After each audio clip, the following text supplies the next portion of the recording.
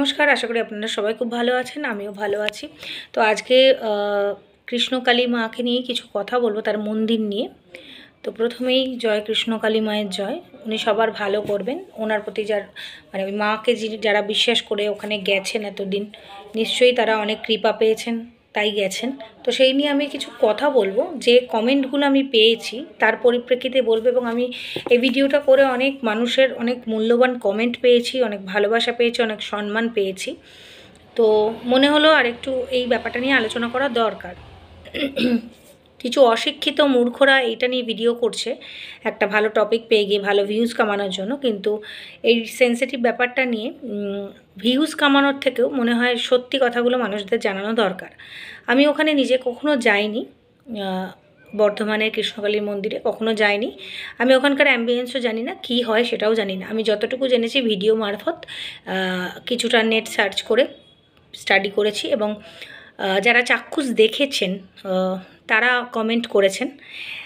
একটা যে খুব রটনা হয়েছে, যার কারণে মন্দির বন্ধ হয়েছে, সেটা হচ্ছে একজন ব্যক্তি, তার গায়ে মঙ্গলা মা, যিনি সেবিকা ছিলেন কৃষ্ণকালী মায়ের, তিনি ত্রিশূল ছুঁয়ে দেবার কারণে তার মৃত্যু ঘটেছে।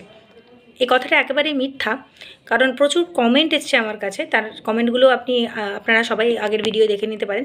সেখানে বলা হয়েছে, একজন আমাকে লিখেছেন যে আমি সেখানে চাক্ষুষ দেখেছি, আমি ছিলাম। উনি লিখছেন যে এরম কোনো ব্যাপারই নয়, পুরোপুরি জিনিসটা চক্রান্ত। কারণ যে ব্যক্তিটিকে আনা হয়েছিল সে কোমায় ছিল এবং প্রায় আধমরাই ছিল। তাকে ত্রিশূল ছোঁয়ানোর পরে তিনি মারা যান। এবং অনেকে বলছে যে তিনি অনেকটা আগেই মারা গিয়েছিলেন, এটা সাসপেক্ট করা হচ্ছে। আর একজন লিখেছেন যে মৃত ব্যক্তিকেই আনা হয়েছিল চক্রান্ত করে। তো মৃত ব্যক্তিকে নিশ্চয়ই কোনো ত্রিশূল ছোঁয়ালে সে বাঁচবে না। এরকম নানা রকম বক্তব্য যারা চাক্ষুষ দেখেছেন তারা আমাকে লিখেছেন। মানে এটুকু বোঝা যাচ্ছে সারবত্তা যে ব্যক্তিটিকে নিয়ে যাওয়া হয়েছিল তার অবস্থা খুবই খারাপ ছিল এবং মৃতই বলা যায়। একজন মৃতপ্রায় ব্যক্তিকে কোনো স্বাভাবিক মানুষ হলে, যার অবস্থা মানে মৃত্যুর কাছে, তাকে কি করবে? এমার্জেন্সি হসপিটালে নিয়ে যাবে, তাই তো? কেন বর্ধমানের কৃষ্ণকালী মায়ের মন্দিরে নিয়ে যাওয়া হলো? মানুষ যখন প্রচুর পরিমাণে অসুস্থ হয়ে যায় বা খুব বিপদে পড়ে, বা মানুষের হয়তো হঠাৎ এমার্জেন্সি কিছু হয়েছে যেখানে হসপিটালে নিয়ে যেতে হবে, মানুষ ঠাকুরকে ডাকতে ডাকতেই হসপিটালে নিয়ে যায়, ঈশ্বরকে ডাকতে ডাকতে নিয়ে যায়। কিন্তু কেউ কি মন্দিরে গিয়ে নিয়ে যায় তাকে সারানোর জন্য? একটু যুক্তি দিয়ে চিন্তা করবেন। ডাক্তারও যখন ক্যালপলটা ধরে অপারেশনের জন্য, সেও কিন্তু মা বা যার ইষ্ট দেবতা ঈশ্বরকে ডেকেই ক্যালপলটা ধরেন। কিন্তু কখনো কি ডাক্তার বলে যে না, এখানে না দিয়ে আপনারা মন্দিরে নিয়ে যান? কিন্তু ডাক্তাররাও প্রচুর, অনেক এরম ডাক্তার আমার চেনা জানা আছে। আমার বাপের বাড়িতে বদ্যি মাতার মন্দিরে একজন ওষুধ দিতেন, অনেক বয়স্ক, তিনিও ডাক্তার ছিলেন। তো প্রচুর ভক্ত ডাক্তারকেও আমরা দেখি।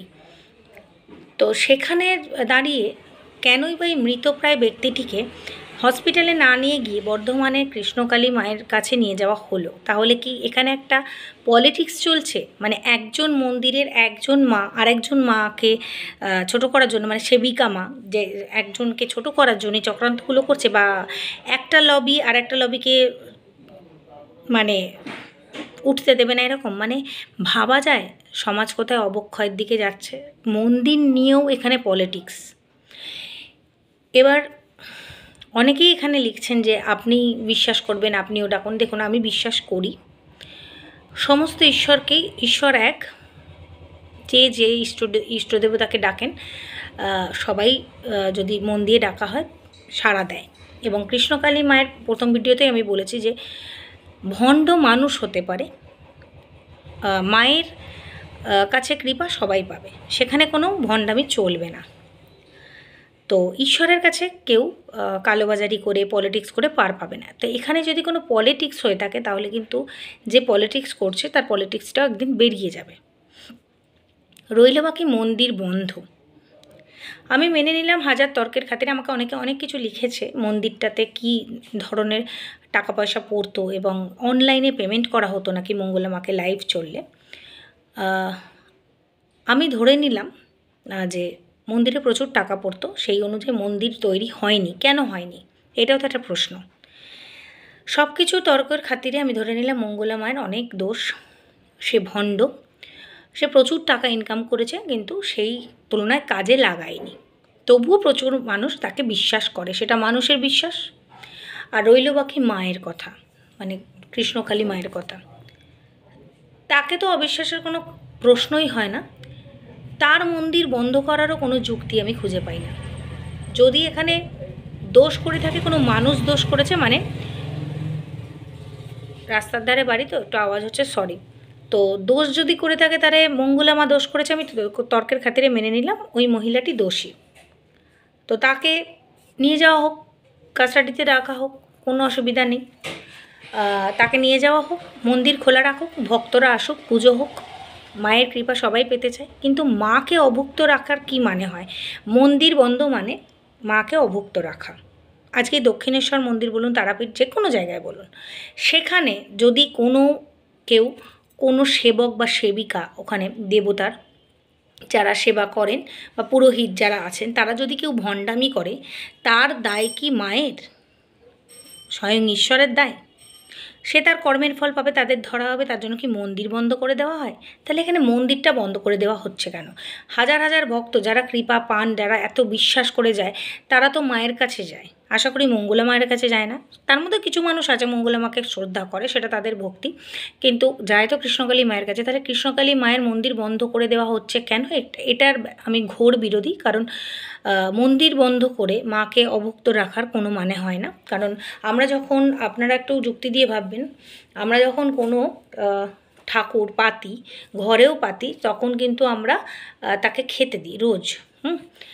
যদি শরীর খারাপও থাকে মানুষের, তখনও কিন্তু সে একটু জল বাতাসাও দেয় প্রতিদিন। এবং যখন আমরা বেড়াতেও যাই, তাকে কিন্তু খেতে দিয়ে যাই এবং বলেও যাই, যে যেরকম বলে যে তুমি খেও। কেউ কখনো ঘরের ঠাকুরকেও অভুক্ত রাখে না। সেখানে মানে আমরা যদি দেখি পাড়ায় এরকম ছোটো ছোটো মন্দির, সেখানেও প্রতিদিন মানুষ কিছু না কিছু খেতে দেয়। তো আমরা তো ঈশ্বরকে নিজের বাবা মার মতোই দেখি, মানে ঘরের মানুষ হিসেবে তাকে যদি দেখি, তো আমরা কি ঘরের মানুষকে না খেতে দিয়ে রাখবো? তাহলে এক্ষেত্রে মন্দির বন্ধ করে মাকে সেবা থেকে বঞ্চিত করা বা অভুক্ত রেখে দেওয়া, এটা আমি ঘোর বিরোধী। যদি মনে হয় যে মঙ্গলা মা দোষী, তাহলে অবশ্যই তাকে তার জন্য শাস্তি দেওয়া হোক, সেটা প্রশাসন বুঝবে কী করবে। কিন্তু আমার মতে মন্দির খোলা থাকুক, সেটা প্রশাসনের সামনাসামনি রেখে প্রশাসনের লোক থাকুক, পুলিশ থাকুক, তার সামনেই ভক্তরা আসুক, পুজো দিক।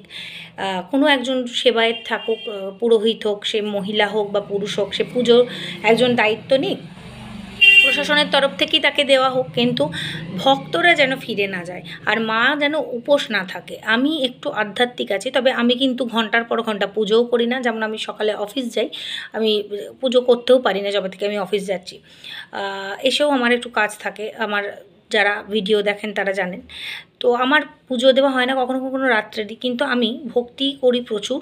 এবং আমি অফিসে বসেও কিন্তু জবটা করে নিই। আমার যতটুকু প্রেয়ার করার, জব করার, আমি যখন পারি তখন করি। আমার ওসব নেই যে খেয়ে করবো না, না খেয়ে। কারণ আমি মনে করি ভক্তিটাই মানুষের আসল। এবং ভক্তি ভরে যারা ডেকে কৃষ্ণকালী মায়ের কৃপা পেয়েছেন, আমি একবারও মঙ্গলা মায়ের কথা বলবো না, আমি কোনো মানুষের কথা এখানে বলবো না, কিন্তু ঈশ্বরের প্রশ্ন যেখানে আসে, ভক্তির প্রশ্ন যেখানে আসে, সেখানে এই হাজার হাজার ভক্তকে বঞ্চিত করা, এটা আমি একেবারেই ঘোর বিরোধী।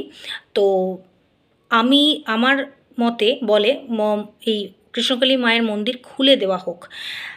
সেটা প্রশাসনের মানুষের সামনেই হোক, প্রশাসন থাকুক একজন দায়িত্বে, যাতে কোনো ভণ্ডামি না হয় যদি তাদের মনে হয়। কিন্তু অবশ্যই মাকে অভুক্ত না রাখা হোক, কৃষ্ণকালী মাকে। কারণ তাকে যখন প্রতিষ্ঠা করা হয়েছে, তাকে যে এই একবার এখান থেকে ওখান থেকে, এগুলো কিন্তু অনাচার। এটা মায়ের প্রতি অনাচার, এটা আমার মনে হয়। আমার এগুলো শুনলেও গায়ে কাঁটা দেয়, বলতেও খারাপ লাগে। কিন্তু মানুষের বিশ্বাস নিয়ে এরকম ইমোশান নিয়ে মানে খেলার কোনো মানে হয় না। তারা তো ভক্তি ভরে মাকে ডেকে পেয়েছে বলেই সেখানে যাচ্ছে, তাই না? সেই মন্দিরটা বন্ধ কেন হবে? মন্দির খোলা থাকুক, যদি কোনো মানুষ ভুল করে তাকে শাস্তি দেওয়া হোক, কিন্তু মন্দির খোলা থাকুক, মায়ের পুজো হোক। প্রচুর মন্দির আছে, প্রচুর মন্দিরে সবাই কি সৎ? অনেক অসৎ মানুষ আছে। তো তাদের নিয়ে কি হচ্ছে? তাহলে এখানে যেটা হচ্ছে সেখানে মন্দির বন্ধ মানে এখানে একটা পলিটিক্স কাজ করছে। এই পলিটিক্সগুলো বন্ধ হোক। আজকে বড়মার ওখানে নৈহাটির যে বড়মা, তো সেখানে যারা যাচ্ছে, কয়েক বছর আগে 10 বছর আগে এত মানুষ জানতো না, আজকে সোশ্যাল মিডিয়ার মাধ্যমে প্রচুর মানুষ জেনেছে। মাই সব নিজের প্রচার করে দিয়েছে। তো মায়ের ওখানে যারা ওনার পুত্রবধূ, তিনিই বলেছিলেন যে আমরা প্রচার করব না, মা নিজেই করবে। তো ওখানে কিন্তু কোনো ব্যবসা হয় না। ব্যবসা হয় না বলে দেখবেন ওখানে একটা আলাদাই পরিবেশ। মা কিন্তু ওখানে আছেন সেটা সবাই বোঝেন, সবাই বোঝে, কার ওখানে সমস্ত কিছু দান করে দেওয়া হয়। আর মায়ের মন্দিরও হয়েছে কিন্তু পুরো এই দানের টাকাতেই। কিন্তু এক্ষেত্রে মায়ের মন্দির হয়নি। যদি মনে হয় যে ভণ্ডামি করেছে, তাহলে করেছে একজন মানুষ, তার জন্য তো মাকে অভুক্ত রেখে মন্দির বন্ধ রেখে পুজো না করে এটা কোনো যুক্তি নয়। তো এটুকুই আমার বলার। আর একজন কমেন্ট করেছেন যে দুজন করেছেন দেখলাম যে শ্রী শ্রী রামকৃষ্ণদেবের কথা বললেন না, দেখুন 33 কোটি দেবতা, সাধক সাধিকা যে কত তার ঠিক নেই। সবাই মানে অনেক অনেক উচ্চ মার্গের। তো সবার নাম হয়তো আমি করতে পারিনি ওইটুকু ভিডিওয়ে, তার জন্য আমি ক্ষমা প্রার্থী। আর ঈশ্বর সবই সবই সমান। যে কৃষ্ণকে ডাকেন, যে কালীকে ডাকেন, যে কালী সেই কৃষ্ণ, তাই হয়তো এই মায়ের নাম কৃষ্ণকালী। যাই হোক, আমি ভিডিওতে দেখেছিলাম কিছু কথা। তো এই হচ্ছে ব্যাপার। যদি ভিডিওটা ভালো লাগে তাহলে অবশ্যই পাশে থাকবেন। চেষ্টা করব এরকম যুক্তিগতভাবে কিছু ভিডিও আনার। আর যারা, আমি একটা অনুরোধ করব, যারা এই মঙ্গলা মাকে নিয়ে বিশালভাবে ভিডিও করছেন যে সে খারাপ সে খারাপ, তারা করুক, কিন্তু কৃষ্ণকালী মায়ের মন্দিরটা যাতে খোলা হয় সেটার জন্য করুন। নিজেরা ভিউজ কামানোর জন্য কতগুলো অশিক্ষিত গাঁওয়ার এসে মঙ্গলা মায়ের ভণ্ডামি তোলার জন্য, ভণ্ডামিটা দেখানোর জন্য, এক্সপোজ করার জন্য কৃষ্ণকালী মায়ের ওপরে মানে ইনজাস্টিস হয়ে যাচ্ছে, এরকম যেন না হয়। যদিও ইনজাস্টিস করার ক্ষমতায় পৃথিবীতে কারণ নেই তাকে, কারণ তার প্রতি ইনজাস্টিস করলে তিনি ঠিক দেখিয়ে দেবেন সময়ে ফল। তাই বেশি পাকামি না করাই ভালো। মায়ের মন্দির খোলা হোক, এটা আমার ইচ্ছা মানসিকভাবে। মানে মানুষের তো একটা ইচ্ছা থাকে, বিশেষ করে আমি ঠাকুর একটু মানি, ঈশ্বর মানি, আমি খুব আস্তিক। সেক্ষেত্রে আমি বলবো মাকে অভুক্ত না রেখে মন্দির খোলা হোক, আর এই পলিটিক্সটা বন্ধ হোক।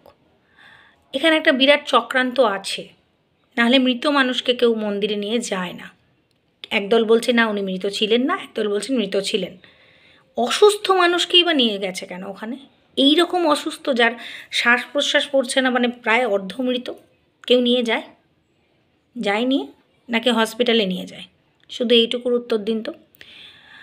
তো সবাই খুব ভালো থাকবেন মায়ের কৃপায়। আশা করি সবই ভালো হবে। দেখা হচ্ছে নেক্সট ভিডিওয়ে।